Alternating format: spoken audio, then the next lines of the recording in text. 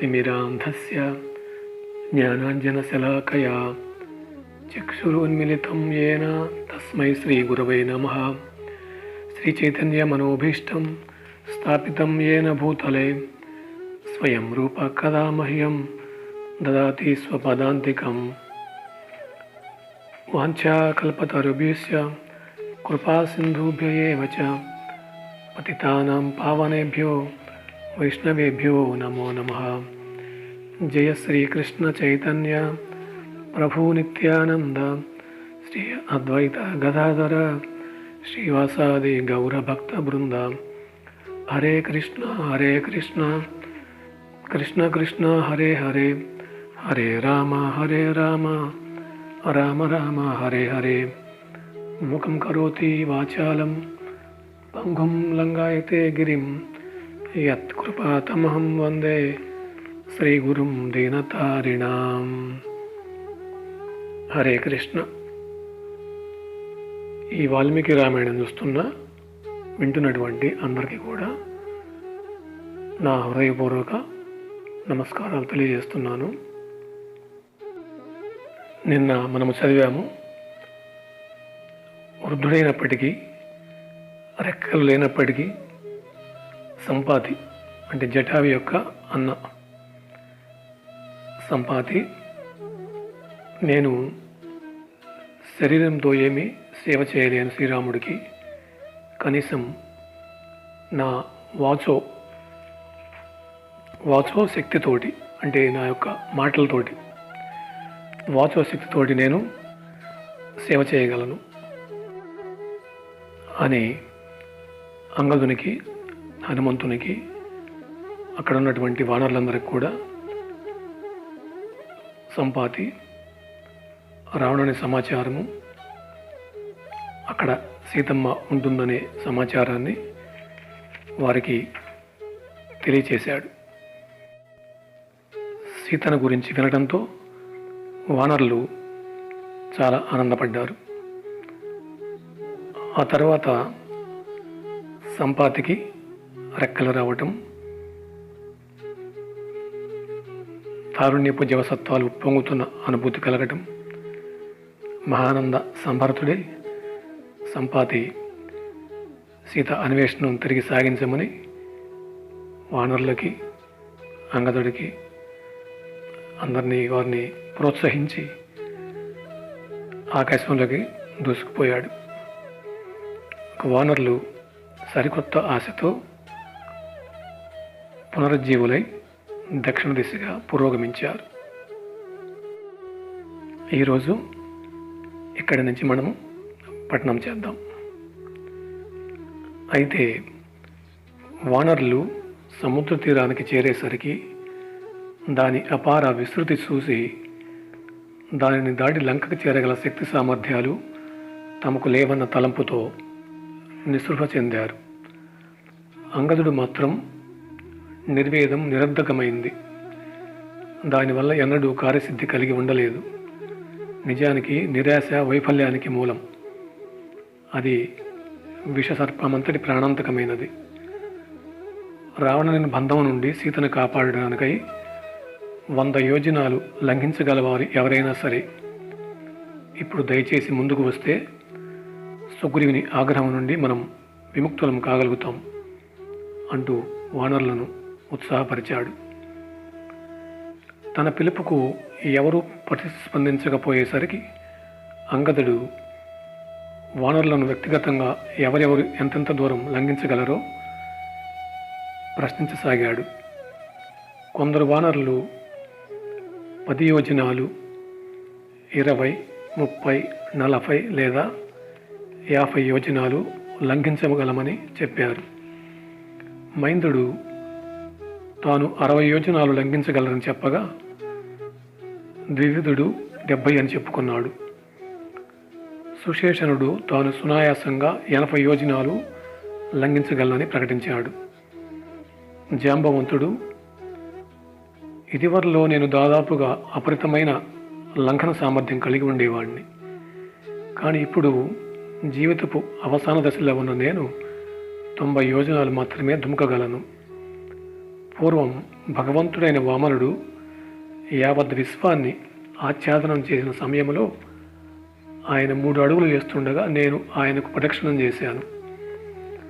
దురదృష్టవశాత్ ఇప్పుడు మాత్రం లంకకు లంఘించి సీతను కాపాడగల సామర్థ్యం నాలో ఎంత మాత్రం లేదు అని వివరించాడు. చివరిగా అంగదుడు, నేను 100 యోజనాలు లంఘించగలనేమో కానీ తిరుగు ప్రయాణానికి మళ్ళీ రెండోసారి అంత దూరం తూకగలనా అనేది అనుమానమే అన్నాడు. అందుకు జాంబవంతుడు బదులిస్తూ, నీకున్న జవసత్వాలతో 1000 యోజనాలు లంఘించగలమని నేను గట్టిగా చెప్పగలను. కానీ నీవి సాహసయాత్రకు నేతో కనుక నీవు స్వయంగా ఈ కార్యసాధనకు దిగటం సముచితమనిపించుకోదు. ప్రియమైన యువరాజా, అందువల్ల వేరే ఎవరికైనా ఈ పని చేసేందుకు నీవు ఆజ్ఞాపించాలి అన్నాడు. ఎవరు నాయకత్వం వహిస్తున్నారన్నది అంత ముఖ్యం కాదు. నేను కానీ మరొకరు కానీ ఎవరో ఒకరు లంకకు వెళ్ళకపోతే ఇక మనకు ఏకైక గత్యంతరం ప్రాయోపవేశమే. అందువల్ల ఓ జాంబవంతా, మనం సముద్రాన్ని దాటి సుగ్రీవుని ఆగ్రహం నుండి మనలను మనం కాపాడుకునేందుకు ఏదో ఒక ఉపాయాన్ని యోచన చేయి అని అంగదుడు సమాధానమిచ్చాడు. అంతటి జాంబవంతుడు ఇలా అన్నాడు, ఏమీ ఆందోళన చెందవద్దు. ఎందుకంటే ఈ క్లిష్ట కార్యాన్ని ఖచ్చితంగా నెరవేర్చుకురాగల సమర్థుడైన ఒకరికి ఇప్పుడు నేను విజ్ఞప్తి చేస్తాను. ఓ హనుమంత, నీవు విష్ణువాహనమైన గరుడుతో సమానుడివి. నీవేమి మాట్లాడలేదేమి? వానరులందరిలోనూ అత్యుత్తముడైన వాని యొక్క మహిమాతిశయాన్ని నేను ఇప్పుడు వర్ణిస్తాను. దయచేసి ఆకర్ణించండి. ఒకప్పుడు అగ్రగణ్యులైన అప్సరసల్లో ఒకటి అయిన పుంజికస్థలి ఒక ఋషి యొక్క శాపానికి గురి అయి కుంజరుడనే వానరరాజుకు పుత్రికగా అంజన అనే పేరుతో జన్మించింది. అంజన పెరిగి పెద్దదై అసమాన సౌందర్యవతి అయింది. ఆమె కామరూపిణి కూడాను. వానర ముఖ్యుడైన కేసర్ని వివాహమాడిన పిదప ఒకసారి అంజన మానవ రూపాన్ని దాల్చి పర్వతాలలో సంచరించసాగింది.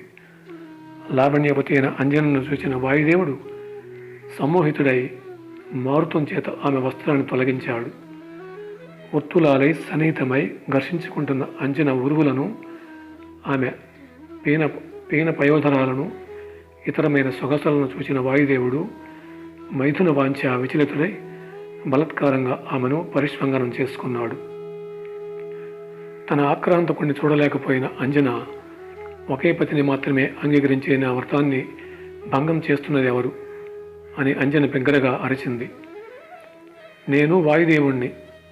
నేను నీలో మానసికంగా ప్రవేశించినందున భౌతికంగా నీ పాతివ్రతానికి నేనేమీ భంగం కలిగించలేదు.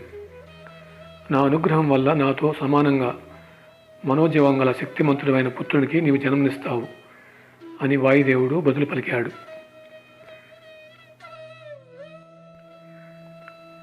వాయుదేవుని పలుకులకు అంజన సంతోష స్వాంతురాలైంది.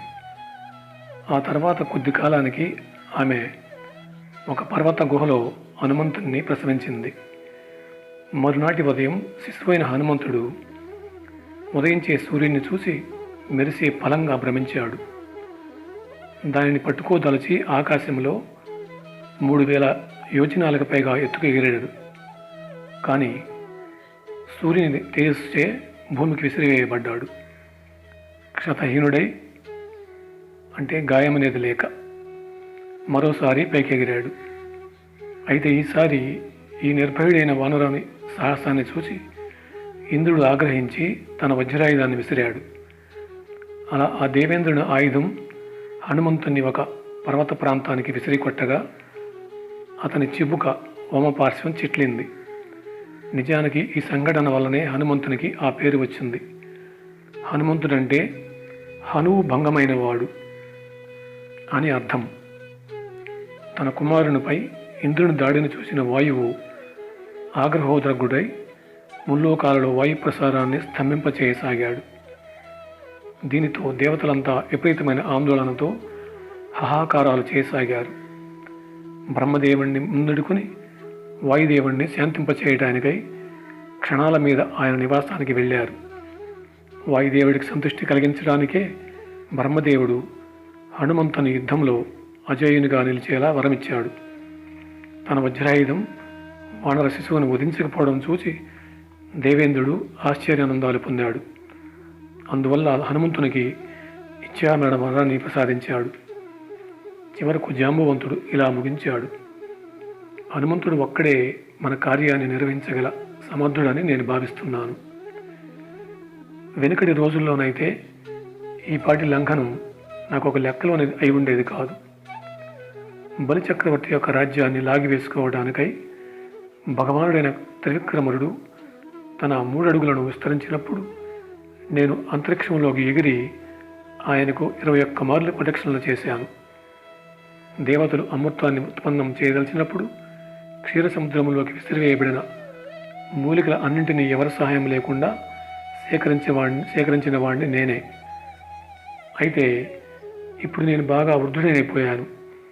ఇప్పుడు హనుమంతునికి తన పరాక్రమాన్ని ప్రదర్శించవలసిన సమయం వచ్చింది. ఈ స్తుతి వచనాలను ఆకర్ణించడంతోనే హనుమంతుడు అమిత ఉత్సాహభరితుడైనాడు. అంతటా అక్కడున్న వానరులందరికీ ఆనందాన్ని కలిగిస్తూ హనుమంతుడు మహాకాయాన్ని ధరించి అమితంగా విస్తరించసాగాడు. నేను తలచుకుంటే ఆగకుండా మేరు పర్వతాన్ని 1000 మార్లు చుట్టురాగలను.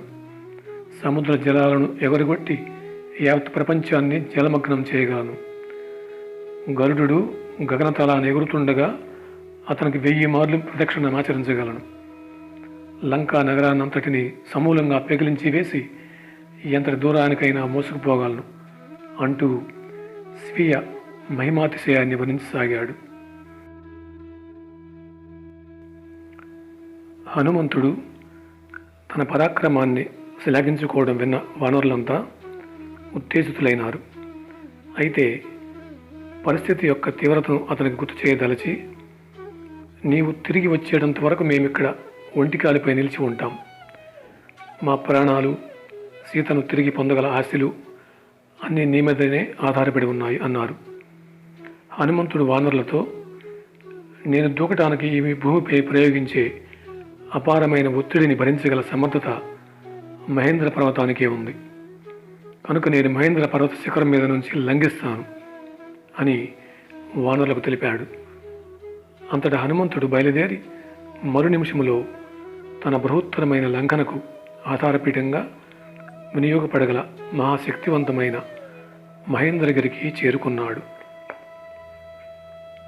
హరే కృష్ణ. ఈరోజు ఇంతవరకు ఆపుదాం. ఎందుకంటే ఈ కిష్కింధాకాండ ఈ భాగం వరకు పూర్తయింది. రేపటి నుంచి సుందరకాండ ప్రారంభమవుతుంది. మీరు కొత్తవారైతే శ్రీకృష్ణ టీవీ ఛానల్ని సబ్స్క్రైబ్ చేసుకోండి. మీకు మొదటి నుంచి కూడా వీడియోలు అందుబాటులో ఉంటాయి. అప్డేట్ అవుతుంది మీకు కూడా. ఇప్పుడు దాదాపుగా 30 క్లాసుల వరకు అయిపోయినాయి.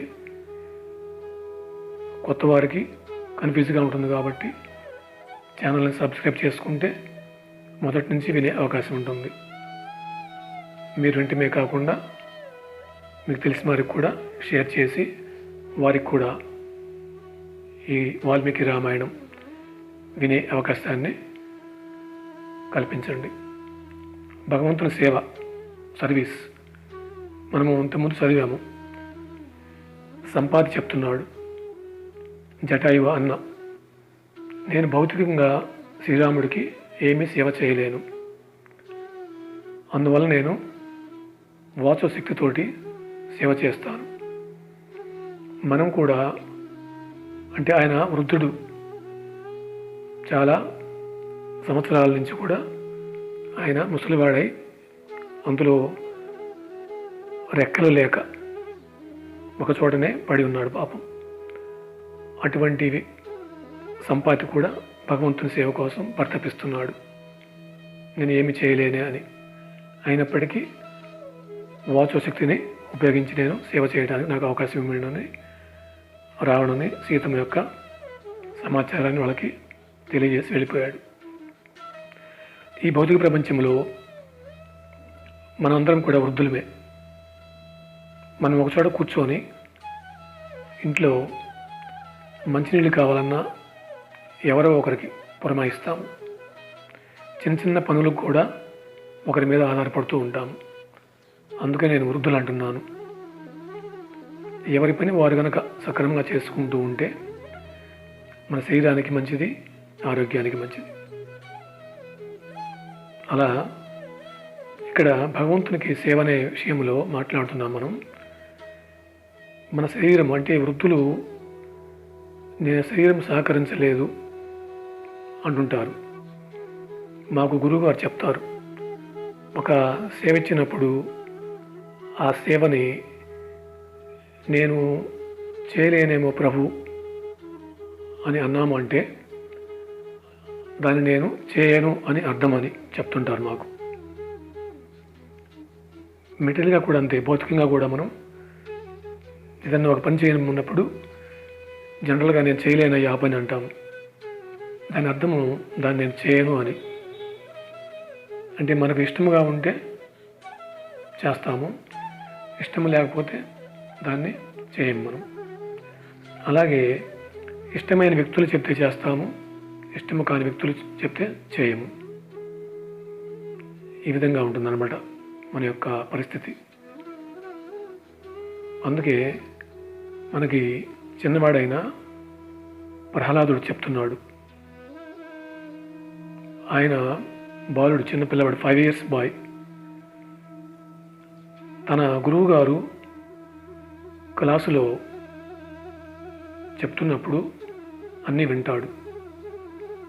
వారు బయటికి వెళ్ళిపోగానే అక్కడ ఉన్నటువంటి పిల్లలందరికీ కూడా భగవంతుని గురించి, శ్రీకృష్ణుని గురించి, ఆయన మహిమల గురించి, నారాయణ మంత్రం గురించి, హరే కృష్ణ మహామంత్రం గురించి అవి నేర్పిస్తాడు అందరికీ.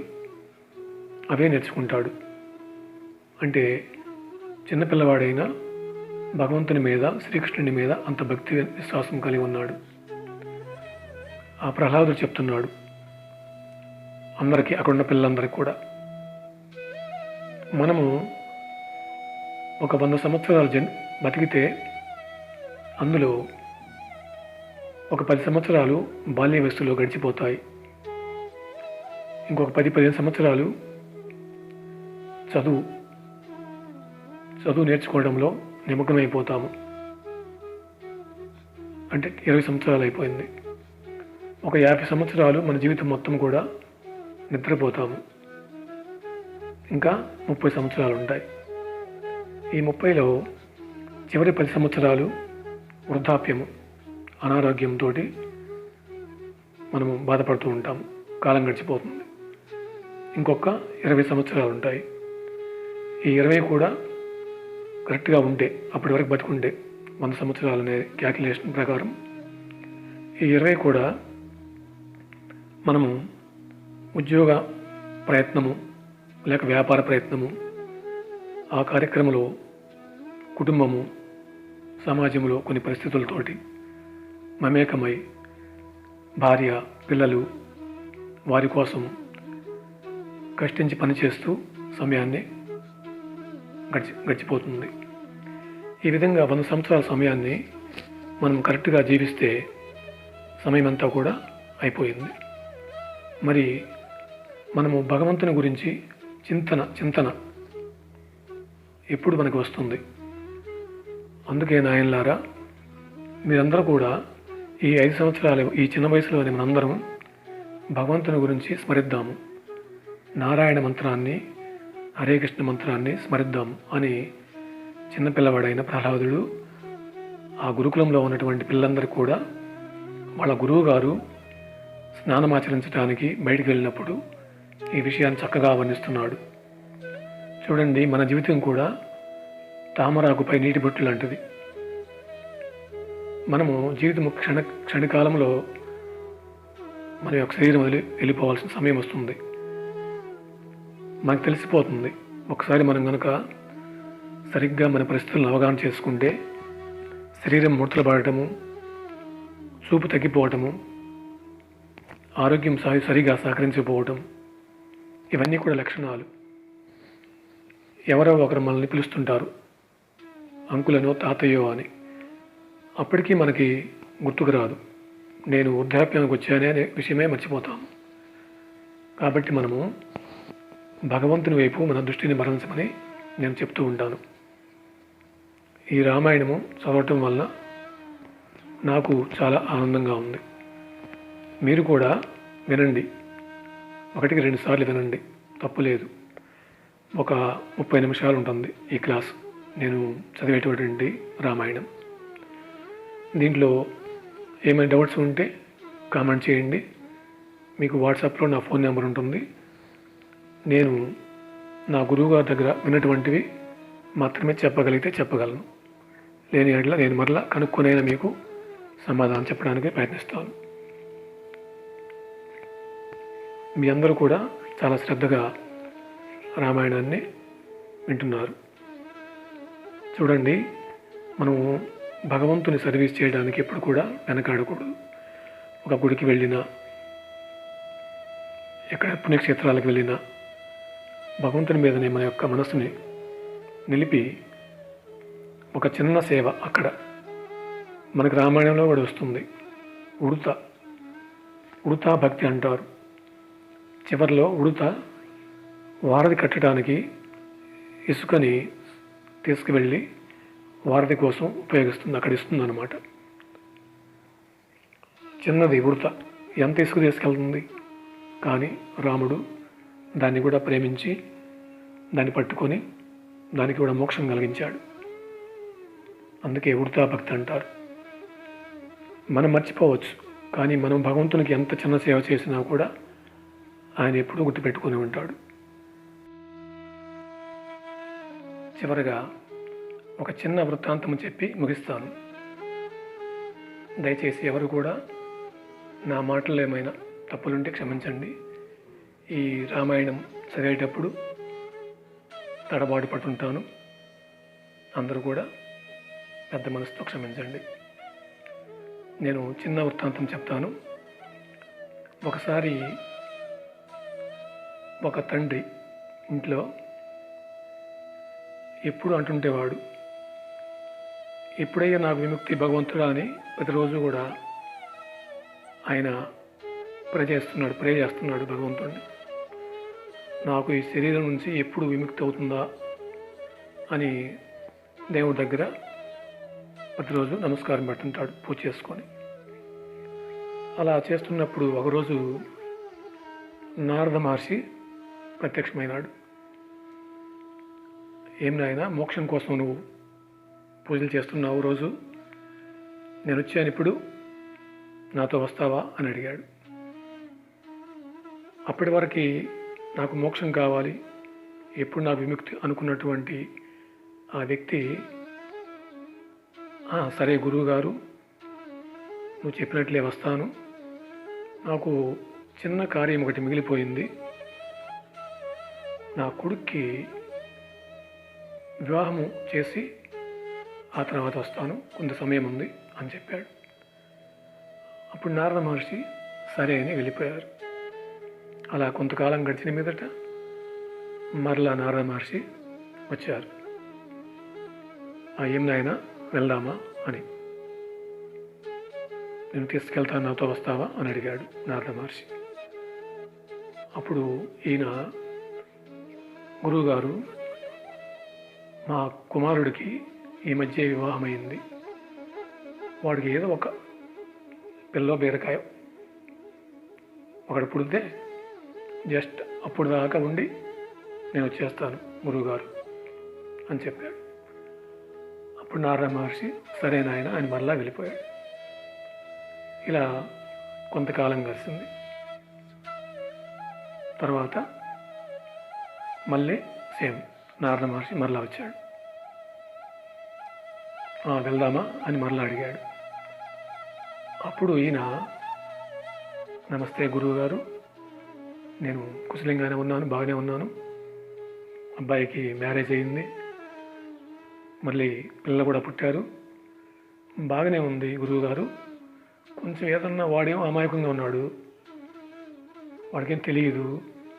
కొంచెం ఆ పిల్లలు కొంచెం మనవడు మనవరాళ్ళు ఇద్దరు కూడా కొంచెం పెద్ద అయిందాక వాళ్ళకి ఊహ వచ్చిందాక నేను కొంచెం చూస్తూ ఉంటాను. ఆ తర్వాత తప్పనిసరిగా నేను ఫైనల్ అన్నమాట వచ్చేస్తానని చెప్పాడు. ఇది చివరిసారి లాస్ట్ గ్యారెంటీగా నేను తప్పకుండా వస్తానని చెప్పడం జరిగింది. అప్పుడు నారద మహర్షి మరలా సరే అని వెళ్ళిపోయారు. ఇలా కాలం గడుస్తుండగా మరలా నారద మహర్షి తన సమయం ప్రకారం మరలా వచ్చాడు. వచ్చి అక్కడ చూశాడు ఆయన్ని. పిలిస్తే అక్కడ కనపడలేదు. ముందు చూశాడు, ఆ పెద్ద ఆయన ఎక్కడ పోయారా అని నారద మహర్షి చూస్తున్నాడు, కనపడలా. అప్పుడు ఆయన పిలిచాడు, పేరు పెట్టి, ఎక్కడికి వెళ్ళావని ఆయన పెద్దగా పిలిచాడు అనమాట. పిలిచినప్పుడు పక్కనే ఆ ఇంటి బయట ఒక చోట నుంచి, ఒక మూల నుంచి చిన్నగా బుసలు కొడుతున్నటువంటి ఒక పాము కనపడింది. అడిగాడు, ఏమి పరిస్థితి ఇలా అయిందని. అప్పుడు ఆ పాము చెప్పిందనమాట నారద మహర్షికి, గురువుగారు, నేనేను ఈ ఇంటి యజమానిని. నువ్వు ఇంతకుముందు వచ్చి వెళ్ళిన తర్వాత నేను చనిపోయాను. అయితే నాకు మా ఇంటి మీద, ఆస్తి మీద, డబ్బు మీద ఉన్న మమకారంతో నాకు మరలా పాము జన్మనొచ్చి ఎవరన్నా వస్తారేమోనని కాపలా కాస్తూ ఈ మూలన పడి ఉన్నాను. గురువుగారు, ఎంత పొరపాటు చేశాను నేను.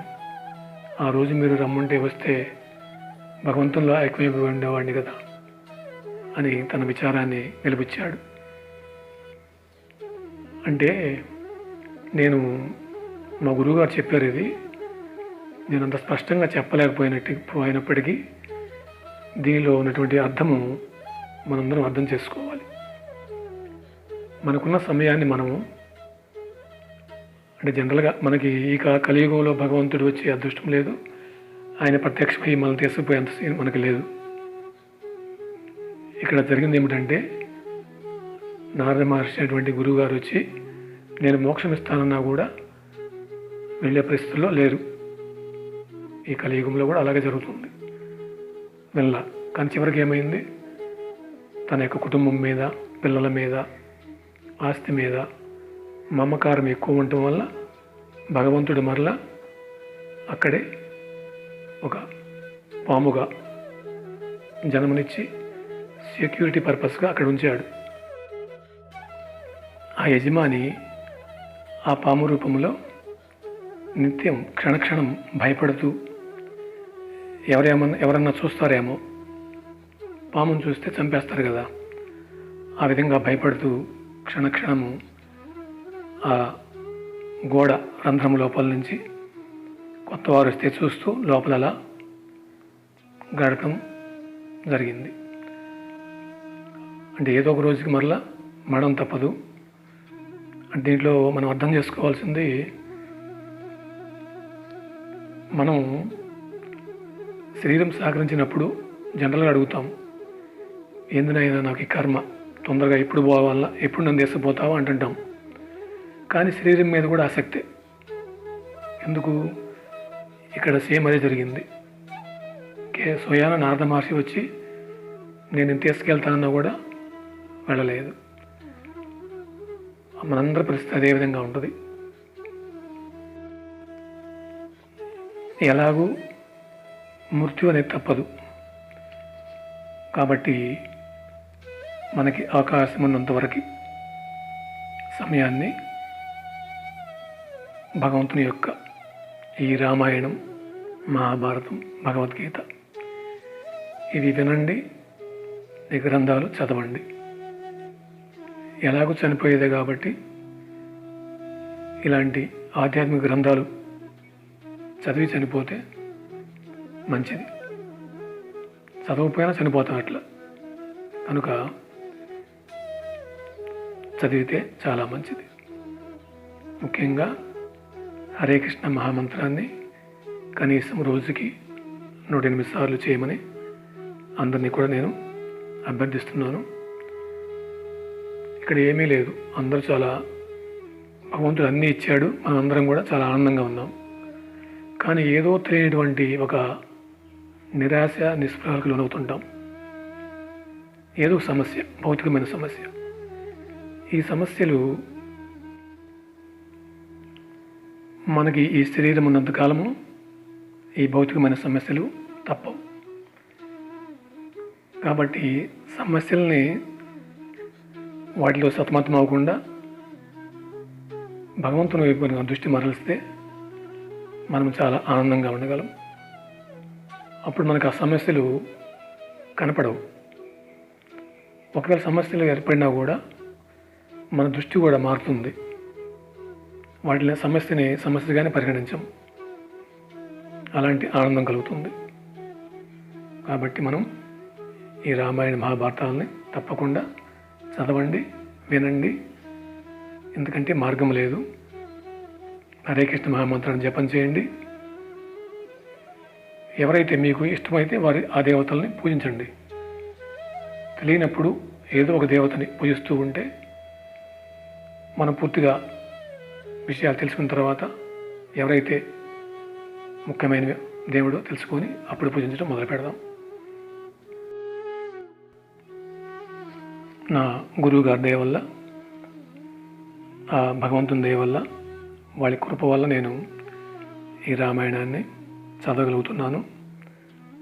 ఆ సమయం కూడా, కాలం కూడా కృష్ణుడిదే కాబట్టి ఆ సమయాన్ని నాకు ఈ విధంగా వారి కృప ద్వారా అందించినందుకు చాలా చాలా కృతజ్ఞతలు తెలియజేసుకుంటున్నాను.